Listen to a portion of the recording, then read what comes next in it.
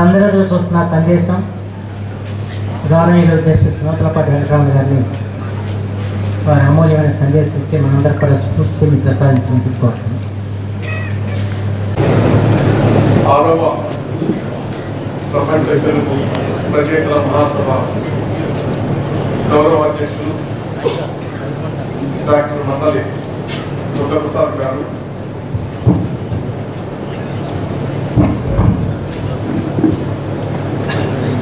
గౌరవ కార్యనిర్వాహక అధ్యక్షులు యార్లగడ్డ లక్ష్మీప్రసాద్ గారు, ఈ మహాసభల ప్రాంగణంలో శాసనసభ్యులు, నా చిన్నప్పటి నుంచి ఉన్నటువంటి మిత్రుడు గలమంచిది సత్యనారాయణ చౌదరి గారు, నూతన శాసనసభ సభ్యులు,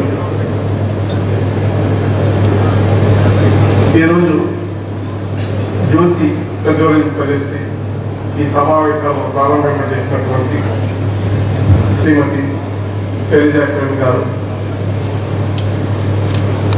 ప్రవాస ఆందోళన తరఫున ఆవేదన వెలుగుచ్చి తెలుగు బిడ్డగా తమిళనాడులో ఓసూరు పార్లమెంటరీ నియోజకవర్గం నుంచి ప్రాతినిధ్యం వహిస్తున్నటువంటి పార్లమెంట్ సభ్యులు శ్రీ గోపీనాథ్ గారు, సబ్జా కిషోర్ గారు, పారిశ్రామికవేత్త, శాసనమండలి పూర్వ సభ్యులు సత్యనారాయణ రాజు గారు, శాసనమండలి పూర్వ సభ్యులు చిగురుపాటి ప్రసాద్ గారు, చక్రధర దాస్ గారు, విశ్రాంతం, అదేవిధంగా కవులు, పండితులు, పద్మశ్రీ మూర్తిదేవి పురస్కార గ్రహీత ఆచార్య కలపూరు వినాయక్ గారు, తెలంగాణలో తెలుగు తల్లి ముద్దుబిడ్డ గోరంటి వెంకన్న గారు, ప్రముఖ సినీ గేయ కవి, తెలుగు భాషాభిమాని మోహన్ చంద్ర గారు,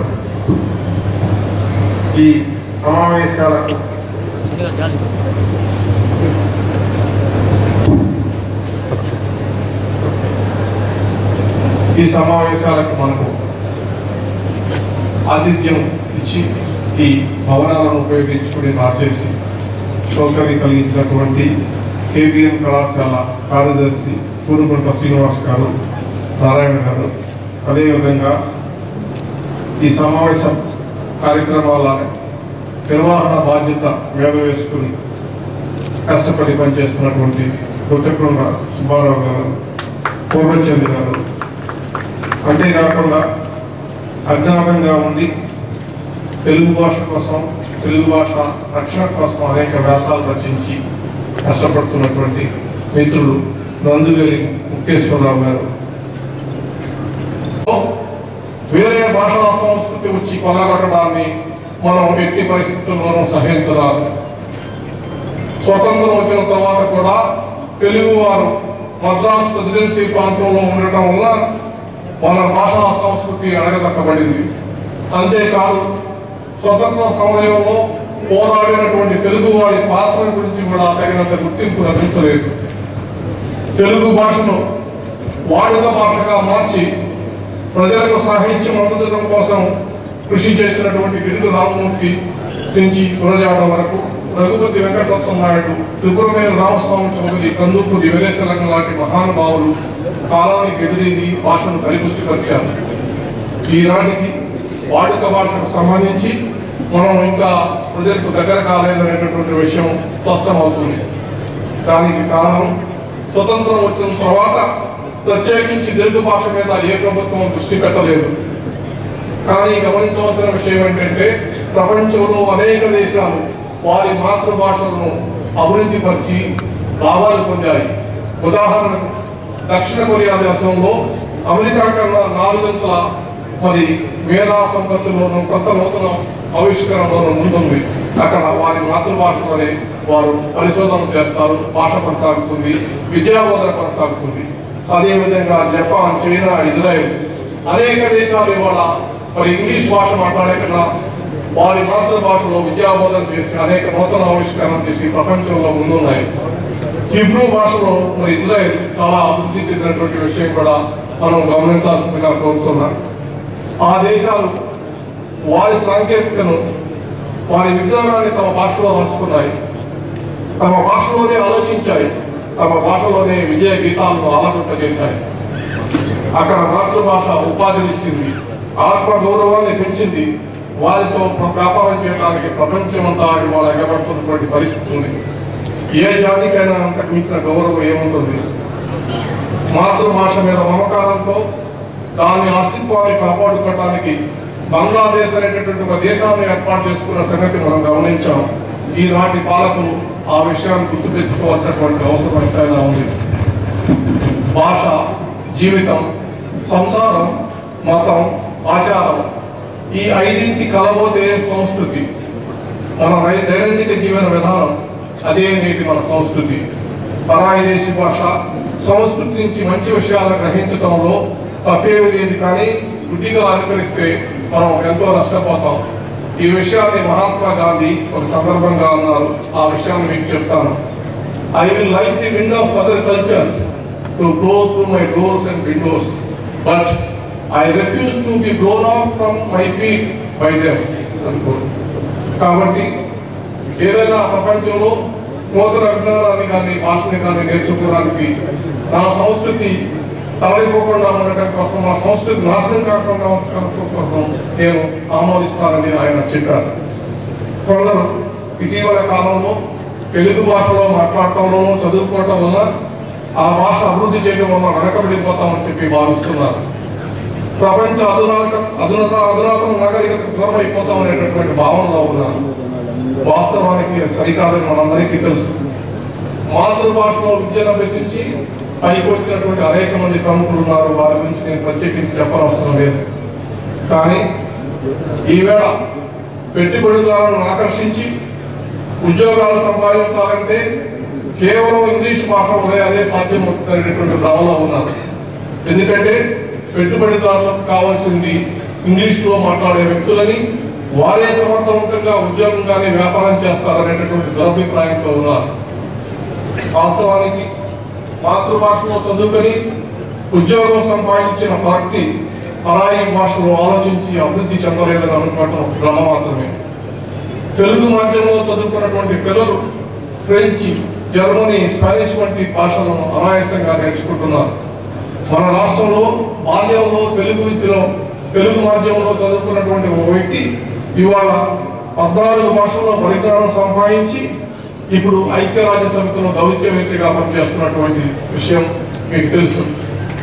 అందుకనే గురజాడ అంటారు, మాతృభాష సజీవమైన Telugu, Italian of the east అని పెంచుకున్న ఈ తెలుగులో మన సుఖాలని, మన దుఃఖాలని వెల్లడించుకోవడం ఎవరికి సిగ్గుపడాల్సినటువంటి అవసరం లేదు. దీన్ని బట్టి ఆయన తన కాలానికన్నా ఎంతో ముందున్నారనేటటువంటి విషయం గమనించాలి. అంతేకాదు ప్రజామహళ్యంలో తమ భావాలను వ్యక్తీకరించుకోలేని పరిస్థితుల్లో పరిపాలన సరిగా జరగదనేటటువంటి విషయాన్ని ప్రభుత్వాలు గుర్తుంచుకోవాలి. మనం ప్రజాస్వామ్య దేశంలో ఉన్నాం. మనం రాజ్యాంగానికి బద్దులై మన దేశాన్ని, ప్రాంతాన్ని అభివృద్ధి పరుచుకోవాలన్న ఆలోచనలో ఉన్న వ్యక్తులైతే మన మాతృభాష తెలుగుని పరిపుష్టం చేసుకోవాలి. తెలుగు భాషా సంస్కృతులను భద్రపరిచినప్పుడే మన గొప్పవారు అవుతున్నటువంటి విషయాన్ని మనం గుర్తుపెట్టుకోవాలి. జాతి మనుగడకు, వికాసానికి ధైర్యం కావాలి. భాష లేకపోతే ఏమి ఉన్నా, ఎన్ని ఉన్నా చరిత్ర లేని అనాథనం, అక్షరం లేని అభాగ్యం. మన సంస్కృతి భాష చిరకాలం నిలచిందేలా శ్రీ ఆరుద్ర, విశ్వనాథ సత్యనారాయణ, సి నారాయణ రెడ్డి, బసవరాజు, జాషువా లాంటి గొప్ప రచయితలు, Bhanumathi, Suryakantham, Jamuna, Savitri, Nagayya, Gummadi, Jaggayya, Akkineni, NT Rama Rao, Velangi, SV Ranga Rao, Ghantasala, Mangalampalli Balasubrahmanyam, SP Balasubrahmanyam కళాకారులు, ఇలా ఎందరెందరూ దిగ్గజాల ఘనమైన వారసత్వం మనది. ఈ వారసత్వం మరవకండి, మీరు గుర్తుంచుకోండి, మీ పిల్లలకు గుర్తు చేయండి. అభివృద్ధిలో సమాజం భాగస్వామ్యం కావాలంటే సంస్కృతి, ఆచార వ్యవహారాల్లో సరిగ్గా అవగాహన ఉన్నప్పుడే అది సాధ్యమవుతుంది. భాష అనేది భావ వ్యక్తీకరణకు ఒక సాధనం. కాబట్టి ప్రస్తుత కర్తవ్యం అభివృద్ధితో పాటు భాషా సంస్కృతులను మనం రక్షించుకోవాలి.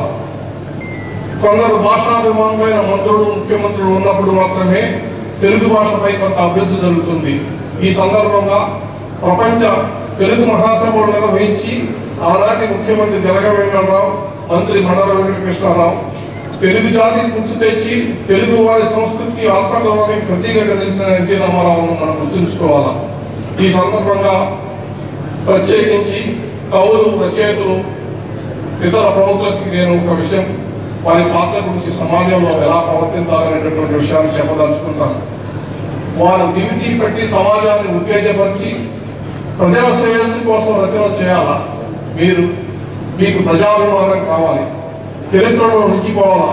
ఏ రచన అయితే ఆ సామాజిక శాశ్వతమైనటువంటి మార్గదర్శనం చేయగలుగుతుందో, ఏ రచన అయితే ఆ మానవ సంబంధాలతో ఉంటుందో ఆ రచనలు మాత్రమే కలకాలం నిలిచి ఉంటాయి. ఎన్ని దశాబ్దాలకైనా మానవ సంబంధాల స్ఫూర్తికి దర్పణ పడుతుందో దాని శైలితో నైపుణ్యం అయితే అదే కదా ఉన్నతమైనటువంటి సాహిత్యం. మానవ సంబంధం, మానవతా విలువలు, సామాజిక ప్రయోజనాలు ఆధారంగా వచ్చే రచనలే కలకాలం నిలుస్తాయని చెప్పేసి నేను తెలియజేస్తున్నాను. దానికి ఉదాహరణ మనం కన్యాశుల్కాన్ని పేర్కొనవచ్చు. అంతేకాని ప్రభుత్వం ఇచ్చేటటువంటి అవార్డులు, బహుమతుల గురించి మర్చిపోండి. ఈ సందర్భంగా మహాకవి పోతన రచించినటువంటి బాలరసాల నవపల్లవ కోమల కావ్య కన్యను ఆలకించి అప్పట బుక్కుడు భుజించుట కన్నని ఆనాడు భాగవతాన్ని రాజులకు అంకితం ఇవ్వడానికి నిరాకరించినటువంటి సంగతి మీరు గుర్తు తెచ్చుకోవాల్సిందిగా మీకు విజ్ఞప్తి చేస్తున్నాను. ప్రజలే భాషను రక్షించుకోవాలా, ప్రజలే చరిత్ర నిర్మాతలు. తెలుగు ఉద్యమం అనేటటువంటిది ప్రభుత్వానికి వ్యతిరేకం కాదు. ప్రభుత్వాలు గమనించాల్సినటువంటి విషయం ఏంటంటే, ఇవాళ తెలుగు భాష కోసం ఇంతమంది తాపత్రయపడి అనేక ప్రాంతాల నుంచి వచ్చి ఐక్యప్రదతో తెలుగు భాషను రక్షించుకుందాం, తెలుగు భాషని పరిపుష్టం చేసుకుందాం అని అంటున్నామంటే అది ప్రభుత్వానికి వ్యతిరేకం కాదు. ఆ విషయాన్ని ప్రభుత్వాలు గుర్తించి సానుకూలంగా స్పందించాల్సినటువంటి అవసరం ఉంది. ఈ సందర్భంగా ప్రత్యేకించి పత్రికా యాజమాన్యానికి, పత్రికా ప్రతినిధికి, అదేవిధంగా ఈ టీవీ ఛానళ్ళ వారికి కూడా తెలియజేస్తున్నారు. అయ్యా, తెలుగు భాష అంతరించిపోతే రేపు మీ పత్రికలు చదివేవాళ్ళు కానీ మీ ఛానల్ చూసేవాళ్ళు కానీ ఉండరు. కాబట్టి తెలుగు భాష అభివృద్ధి కోసం, తెలుగు భాషని ప్రోత్సహించడం కోసం మీ వంతు కృషి చేయాల్సినటువంటి అవసరం ఉంది. తెలుగు భాషను గౌరవించండి. తెలుగు భాష యొక్క అభివృద్ధి కోసం మీరు అనుక్షణం పాటుపడుతుందని చెప్పేసి అన్ని పత్రికలకు, అన్ని టీవీ ఛానళ్లకు, ప్రత్యేకించి తెలుగు మిత్రులందరికీ కూడా నేను విజ్ఞప్తి చేస్తున్నాను. ఇప్పుడు ఇదే సందర్భంగా మరి గోపీనాథ్ గారు ఆయన ప్రవాసాంధ్రుడుగా, ఒక తెలుగు బిడ్డగా ఒక ఆవేదన వెలుగుచ్చారు. మరి మనం ఆలోచించండి, ఇవాళ నేను ప్రధాన న్యాయమూర్తిగా ఉన్నప్పుడు తమిళనాడు రాష్ట్రం వెళ్ళినప్పుడు అక్కడ ఉన్నటువంటి స్టాలిన్ గారు మరి తమిళంలోనే మాట్లాడారు నాతోటి. ఇంగ్లీష్లోకి ఆయన వాళ్ళ మిత్రులు అనువాదం చేశారు. అంటే భాష పట్ల ఆయనకున్నటువంటి నిబద్ధతని, అంతేకాకుండా తమిళనాడు రాష్ట్రంలో తమిళ భాషను ఏ విధంగా అభివృద్ధి చేస్తున్నారు అనేటటువంటి విషయాన్ని తెలియజేశాను.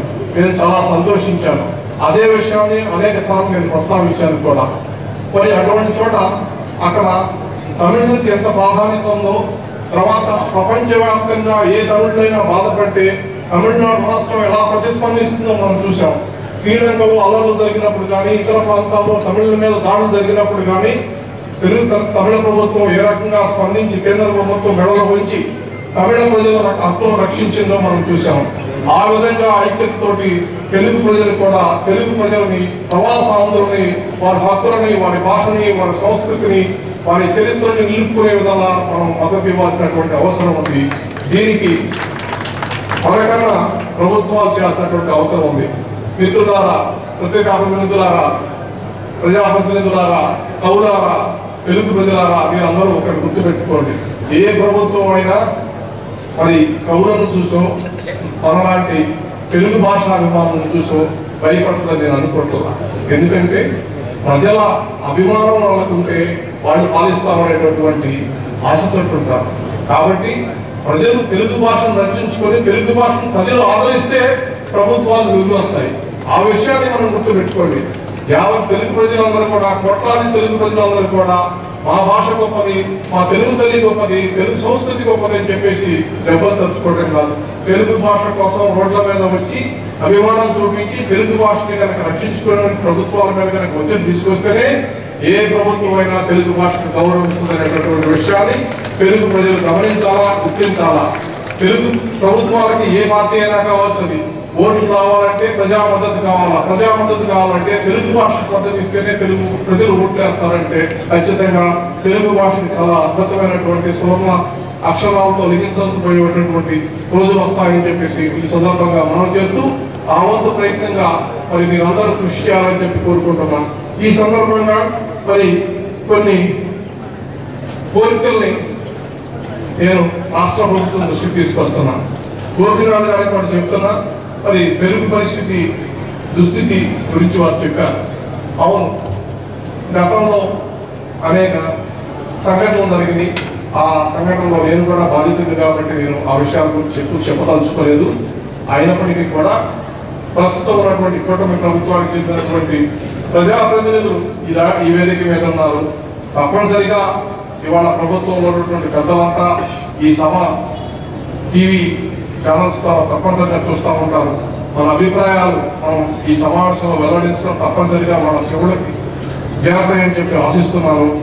ఈ కొత్త ప్రభుత్వం ఏర్పడి 10 రోజులే అవుతున్నాయి కాబట్టి కొన్ని రోజులు మనం వాళ్ళకి వ్యవధిని ఇవ్వాల్సినటువంటి అవసరం కూడా ఉంది. కాబట్టి అన్ని సానుకూలమైనటువంటి నిర్ణయాలు జరుగుతాయని చెప్పేసి ప్రత్యేకించి ప్రస్తుత ముఖ్యమంత్రి చంద్రబాబు నాయుడు గారు మరి ఏ విషయాలైనా అంత తొందరగా నో అనడు. ఆయన సాధ్యమైన అందరికీ అమలు చేయాలని చెప్పి చూస్తారని చెప్తారు. కాబట్టి వారు ఈ విషయాల్లో మరి చర్యలు తీసుకుంటారని చెప్పేసి నేను అనుకుంటున్నా.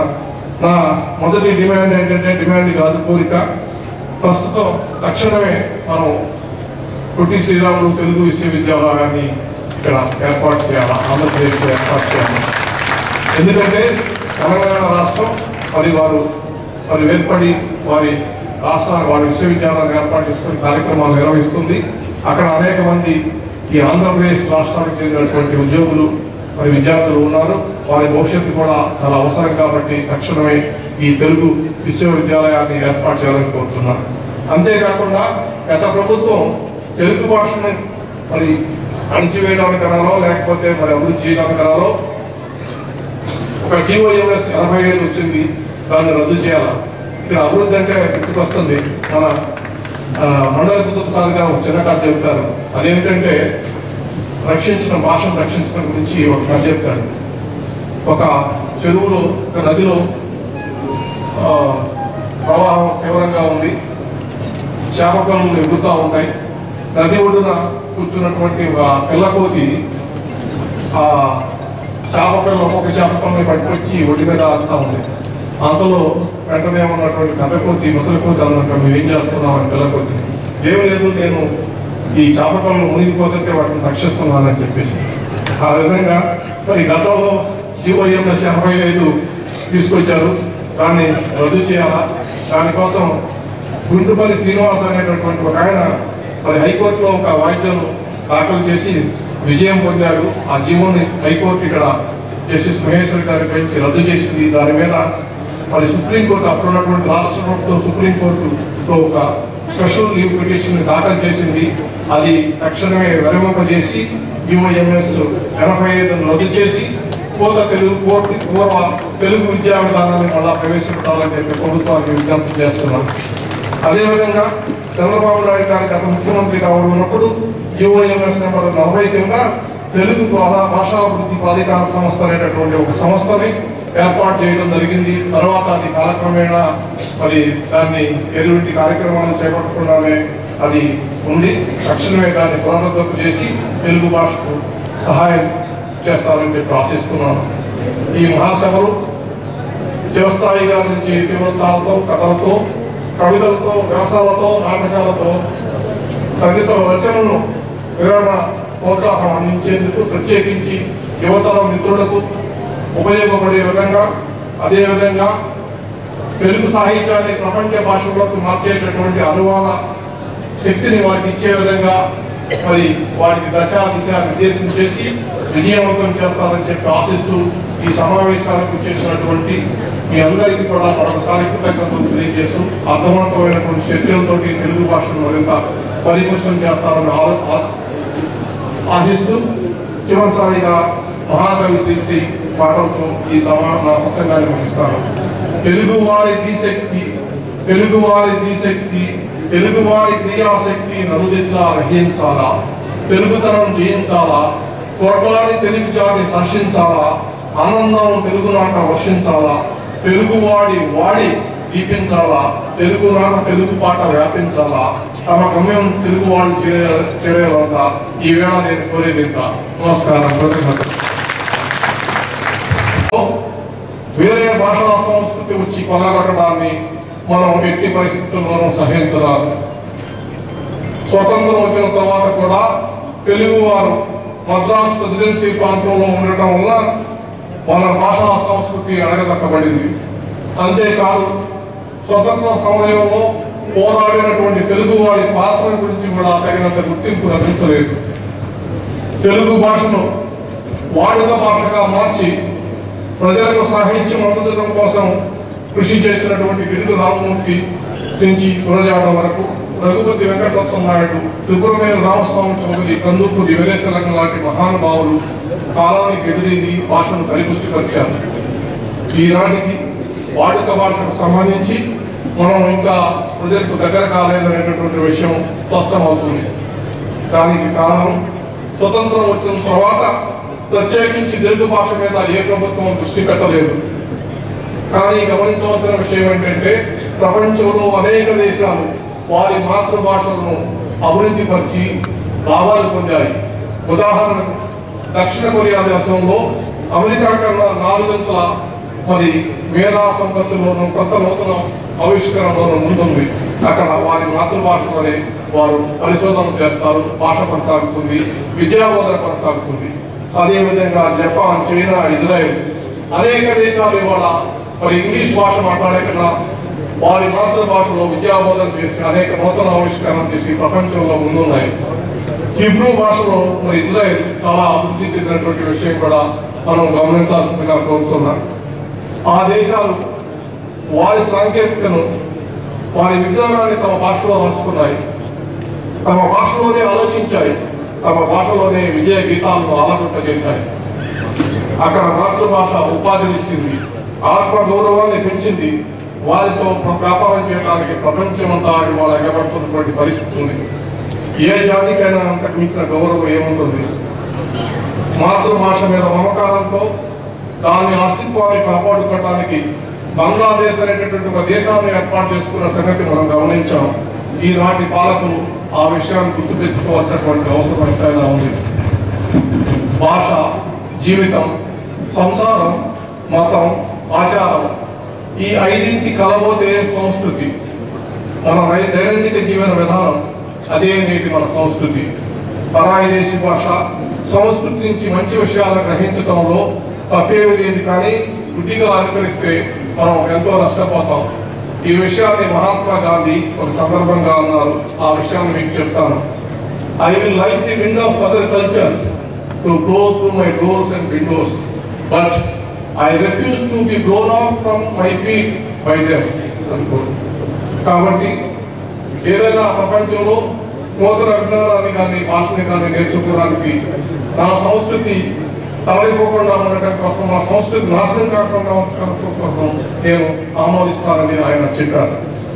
కొందరు ఇటీవల కాలంలో తెలుగు భాషలో మాట్లాడటంలోనూ చదువుకోవటం వల్ల ఆ భాష అభివృద్ధి చేయడం వల్ల వెనకబడిపోతామని చెప్పి భావిస్తున్నారు. ప్రపంచ అధునాతన నాగరికతకు దూరం అయిపోతాం అనేటటువంటి భావనలో ఉన్నారు. వాస్తవానికి సరికాదని మనందరికీ తెలుసు. మాతృభాషలో విద్యను అభ్యసించి పైకి వచ్చినటువంటి అనేక మంది ప్రముఖులు ఉన్నారు. వారి గురించి నేను ప్రత్యేకించి చెప్పనవసరం లేదు.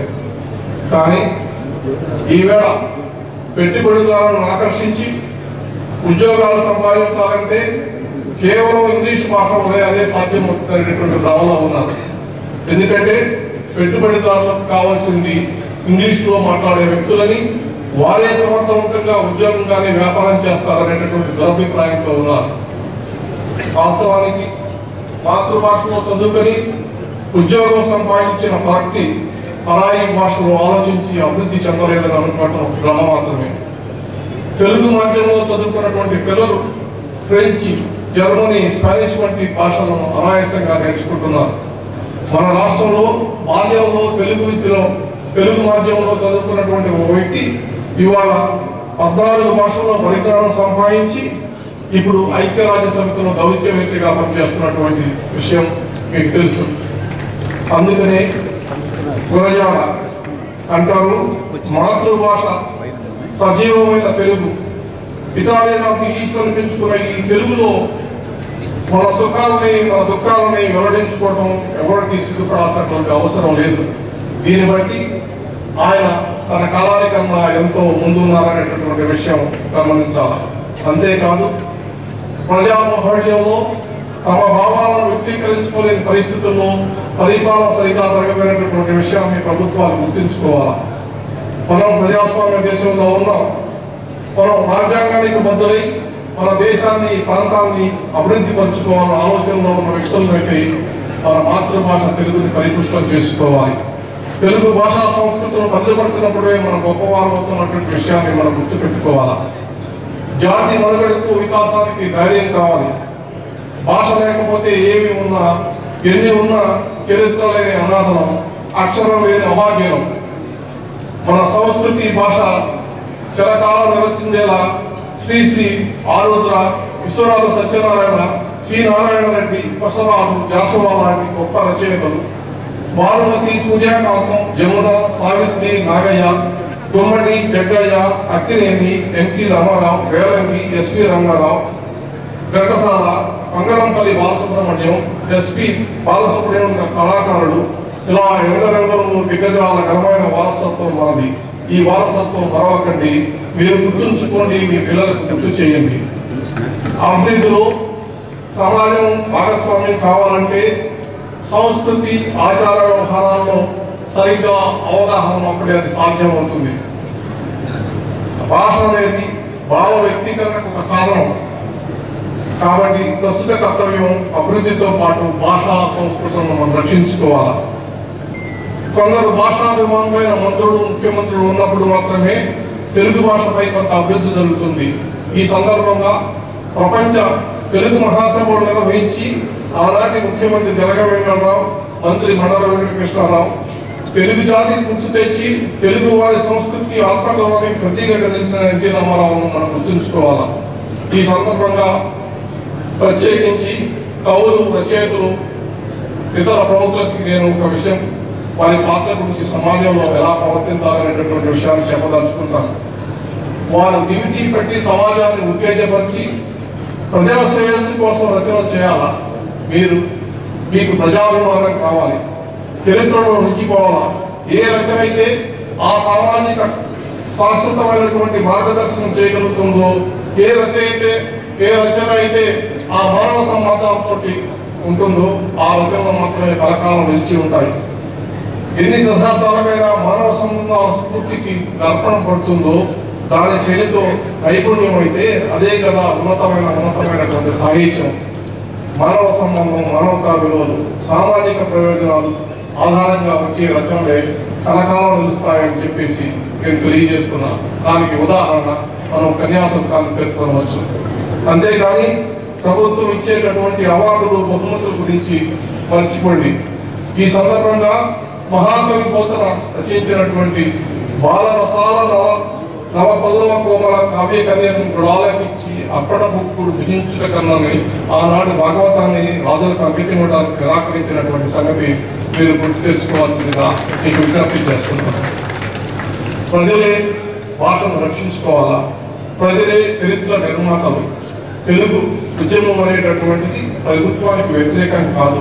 ప్రభుత్వాలు గమనించాల్సినటువంటి విషయం ఏంటంటే ఇవాళ తెలుగు భాష కోసం ఇంతమంది తాపత్రయపడి అనేక ప్రాంతాల నుంచి వచ్చి ఐక్యకరణతో తెలుగు భాషను రక్షించుకుందాం, తెలుగు భాషని పరిపుష్టం చేసుకుందామని అంటున్నామంటే అది ప్రభుత్వానికి వ్యతిరేకం కాదు.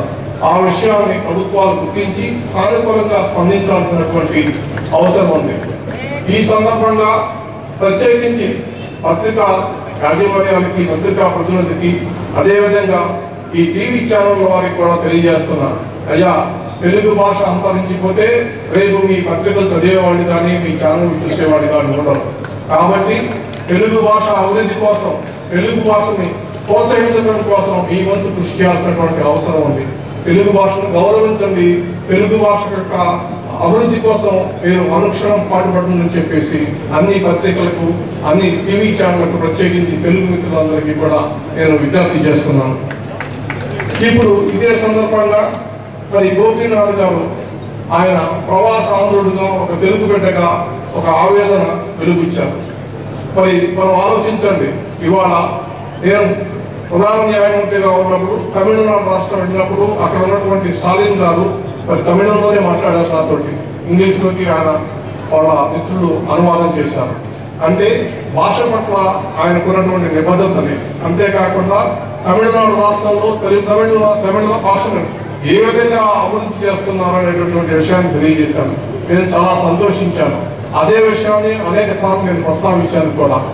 మరి అటువంటి చోట అక్కడ తమిళులకి ఎంత ప్రాధాన్యత ఉందో, తర్వాత ప్రపంచవ్యాప్తంగా ఏ తమిళులైనా బాధపడితే తమిళనాడు రాష్ట్రం ఎలా ప్రతిస్పందిస్తుందో మనం చూసాం. శ్రీలంకలో అల్లర్లు జరిగినప్పుడు కానీ, ఇతర ప్రాంతాల్లో తమిళుల మీద దాడులు జరిగినప్పుడు కానీ తమిళ ప్రభుత్వం ఏ రకంగా స్పందించి కేంద్ర ప్రభుత్వం మెడలో ఉంచి తమిళ ప్రజల హక్కులను రక్షించిందో మనం చూసాం. ఆ విధంగా ఐక్యతతోటి తెలుగు ప్రజలు కూడా, తెలుగు ప్రజలని, ప్రవాస ఆంధ్రులని, వారి హక్కులని, వారి భాషని, వారి సంస్కృతిని, వారి చరిత్రని నిలుపుకునే విధంగా మనం మద్దతు ఇవ్వాల్సినటువంటి అవసరం ఉంది. దీనికి మనకన్నా ప్రభుత్వాలు చేయాల్సినటువంటి అవసరం ఉంది. మిత్రులారా, పత్రికా ప్రతినిధులారా, ప్రజాప్రతినిధులారా, కవులారా, తెలుగు ప్రజలారా, మీరందరూ ఒకటి గుర్తుపెట్టుకోండి. ఏ ప్రభుత్వం అయినా మరి కవులను చూసో, మనలాంటి తెలుగు భాషాభిమానులను చూసో భయపడుతుందని నేను అనుకుంటున్నా. ఎందుకంటే ప్రజల అభిమానం వాళ్ళకుంటే వాళ్ళు పాలిస్తామనేటటువంటి ఆశతో ఉంటారు.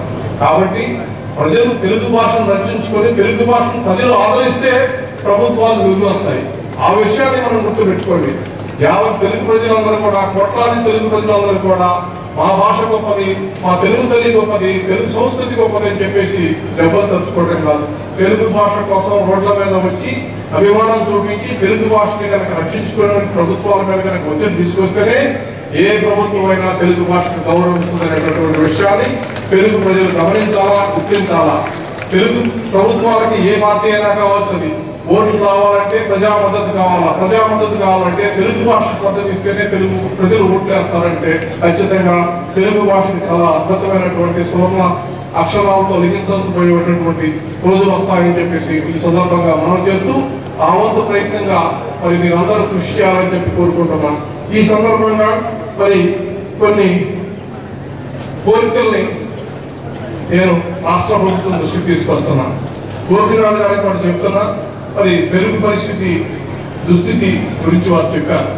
అవును, గతంలో అనేక సంఘటనలు జరిగినాయి. ఆ సంఘటనలో నేను కూడా బాధితుడు కాబట్టి నేను ఆ విషయాల గురించి చెప్పదలుచుకోలేదు. అయినప్పటికీ కూడా ప్రస్తుతం ఉన్నటువంటి కూటమి ప్రభుత్వానికి చెందినటువంటి ప్రజాప్రతినిధులు ఈ వేదిక మీద ఉన్నారు. తప్పనిసరిగా ఇవాళ ప్రభుత్వంలో ఉన్నటువంటి పెద్దలంతా ఈ సభ టీవీ ఛానల్స్ ద్వారా తప్పనిసరిగా చూస్తూ ఉంటారు.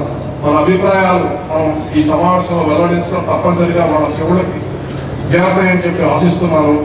ఈ కొత్త ప్రభుత్వం ఏర్పడి 10 రోజులే అవుతున్నాయి కాబట్టి కొన్ని రోజులు మనం వాళ్ళకి వ్యవధిని ఇవ్వాల్సినటువంటి అవసరం కూడా ఉంది. కాబట్టి అన్ని సానుకూలమైనటువంటి నిర్ణయాలు జరుగుతాయని చెప్పేసి ప్రత్యేకించి ప్రస్తుత ముఖ్యమంత్రి చంద్రబాబు నాయుడు గారు మరి ఏ విషయాలైనా అంత తొందరగా నో అనడు. ఆయన సాధ్యమైన వరకు అమలు చేయాలని చెప్పి చూస్తారని చెప్తారు. కాబట్టి వారి ఈ విషయాల్లో మరి చర్యలు తీసుకుంటారని చెప్పేసి నేను అనుకుంటున్నా. నా మొదటి డిమాండ్ ఏంటంటే, డిమాండ్ కాదు, కోరిక, ప్రస్తుతం తక్షణమే మనం పొట్టి శ్రీరాములు తెలుగు విశ్వవిద్యాలయాన్ని ఇక్కడ ఏర్పాటు చేయాలి, ఆంధ్రప్రదేశ్లో ఏర్పాటు చేయాలి. ఎందుకంటే తెలంగాణ రాష్ట్రం మరి ఏర్పడి వారి రాష్ట్రాన్ని, వారి విశ్వవిద్యాలయాన్ని ఏర్పాటు చేసుకుని కార్యక్రమాలు నిర్వహిస్తుంది. అక్కడ అనేక మంది ఈ ఆంధ్రప్రదేశ్ రాష్ట్రానికి చెందినటువంటి ఉద్యోగులు మరి విద్యార్థులు ఉన్నారు. వారి భవిష్యత్తు కూడా చాలా అవసరం కాబట్టి తక్షణమే ఈ తెలుగు విశ్వవిద్యాలయాన్ని ఏర్పాటు చేయాలని కోరుతున్నారు. అంతేకాకుండా గత ప్రభుత్వం తెలుగు భాషను మరి అణిచివేయడానికి అనాలో లేకపోతే మరి అభివృద్ధి చేయడానికి అనాలో ఒక GOMS 85 వచ్చింది, దాన్ని రద్దు చేయాలా. ఇక్కడ అభివృద్ధి అంటే గుర్తుకొస్తుంది మన మండల కుతుబ్ సాద్ గారు ఒక చిన్న కథ చెబుతారు. అదేమిటంటే రక్షించడం, భాషను రక్షించడం గురించి ఒక కథ చెప్తాడు. ఒక చెరువులో, ఒక నదిలో ప్రవాహం తీవ్రంగా ఉంది, చేపలు ఎగురుతూ ఉంటాయి. నది ఒడ్డున కూర్చున్నటువంటి ఒక పిల్లకోతి ఆ చేప పిల్ల ఒక్కొక్క చేప పిల్లని పట్టుకొచ్చి ఒడ్డు మీద ఆస్తూ ఉంది. అంతలో వెంటనే ఉన్నటువంటి పెద్ద కోతి, ముసలి కోతి అన్నట్టు మేము ఏం చేస్తున్నాం అని పిల్లకోతి, ఏం లేదు నేను ఈ చేప పిల్లలు మునిగిపోతుంటే వాటిని రక్షిస్తున్నానని చెప్పేసి. ఆ విధంగా మరి గతంలో GOMS 85 తీసుకొచ్చారు, దాన్ని రద్దు చేయాలా. దానికోసం గుంటుపల్లి శ్రీనివాస్ అనేటటువంటి ఒక ఆయన మరి హైకోర్టులో ఒక వాయిద్యం దాఖలు చేసి విజయం పొందాడు. ఆ జీవోని హైకోర్టు ఇక్కడ జస్టిస్ మహేశ్వర్ గారి పెంచి రద్దు చేసింది. దాని మీద మరి సుప్రీంకోర్టు, అప్పుడున్నటువంటి రాష్ట్ర ప్రభుత్వం సుప్రీంకోర్టులో ఒక స్పెషల్ లీవ్ పిటిషన్ దాఖలు చేసింది. అది తక్షణమే విరమింపజేసి GOMS 85 రద్దు చేసి పూర్వ తెలుగు విద్యా విధానాన్ని మళ్ళా ప్రవేశపెట్టాలని చెప్పి ప్రభుత్వానికి విజ్ఞప్తి చేస్తున్నాం. అదేవిధంగా చంద్రబాబు నాయుడు గారి గత ముఖ్యమంత్రిగా ఉన్నప్పుడు GOMS నెంబర్ 40 కింద తెలుగు భాషాభివృద్ధి ప్రాధికార సంస్థ అనేటటువంటి ఒక సంస్థని ఏర్పాటు చేయడం జరిగింది. తర్వాత అది కాలక్రమేణా మరి దాన్ని ఎటువంటి కార్యక్రమాలు చేపట్టకుండానే అది ఉంది. తక్షణమే దాన్ని పునరుద్ధరణ చేసి తెలుగు భాషకు సహాయం చేస్తారని చెప్పి ఆశిస్తున్నాను. ఈ మహాసభలు చిరస్థాయిగా నుంచి ఇతివృత్తాలతో, కథలతో, కవితలతో, వ్యాసాలతో, నాటకాలతో తదితర రచనలను వివరణ ప్రోత్సాహం అందించేందుకు ప్రత్యేకించి యువతరం మిత్రులకు ఉపయోగపడే విధంగా, అదేవిధంగా తెలుగు సాహిత్యాన్ని ప్రపంచ భాషలకు మార్చేటటువంటి అనువాద శక్తిని వారికి ఇచ్చే విధంగా మరి వారికి దిశ నిర్దేశం చేసి విజయవంతం చేస్తారని చెప్పి ఆశిస్తూ ఈ సమావేశాలకు చేసినటువంటి మీ అందరికీ కూడా మరొకసారి కృతజ్ఞతలు తెలియజేస్తూ అర్థవంతమైనటువంటి చర్చలతోటి తెలుగు భాషను మరింత పరిపుష్టం చేస్తారని ఆశిస్తూ చివరిసారిగా మహాకవి శ్రీ పాటలతో ఈ నా ప్రసంగాన్ని ముగిస్తాను. తెలుగువారి దిశక్తి, తెలుగువారి దిశక్తి, తెలుగువారి క్రియాశక్తి నలుదిశలా రహించాలా, తెలుగుతనం జయించాలా, కొట్లాడి తెలుగు జాతి హర్షించాలా, ఆనందం తెలుగునాట వర్షించాలా, తెలుగువాడి వాడి దీపించాలా, తెలుగునాట తెలుగు పాట వ్యాపించాలా, తమ గమ్యం తెలుగు వాళ్ళు చేరేవంట ఈ వేళ నేను కోరేది. నమస్కారం. ధన్యవాదాలు జస్టిస్ రమణ గారికి. వారు వేరే చిన్న కార్యక్రమంలో ఒక అరగంట బయటికి వెళ్ళి వస్తారు, కానీ మన మధ్య సాయంకాలం రాకుండా చెప్పారు.